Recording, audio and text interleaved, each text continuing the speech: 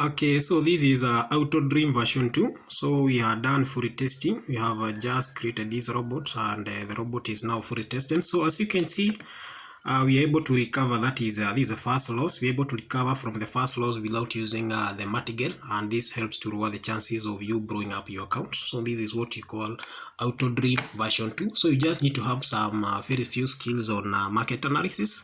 So this is how this robot works. So this robot is actually trading under 7. We are actually doing under 7. Then in case we happen to take a loss, we trade under 5. That will actually help us to recover from our losses without using the martingale. So if you can check here, that is if you can check here, if when you are trading under 5, you just need to have digit 7, 8 and 9 having less than 9%, and that will actually give you you cannot be able to easily blow up your account. So you can go to see on the other side how the trades are actually going. You can see currently we have taken, those are actually how many losses. Those are actually like 3 losses, but it's going to recover very easily.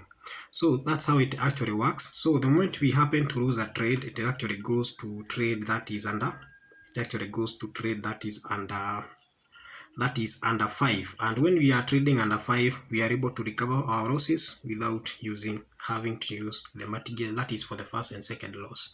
But when we are trading that is when we are trading, that is whenever then after we have been able to recover from under 5, the robot will switch back to trading under 7, and that will actually help us. The chances of ever blowing up your account will actually be very little. So the robot is actually very fully tested. I have actually been testing it for some weeks after developing it, and now the robot is easy for use. So actually this robot, you can actually use it to trade both over and under. So you just need to set all the configurations right as they are supposed to be. So as you can check here, this is where we set this. You can see we are trading at 7. Here we are trading that is under 7, under 5.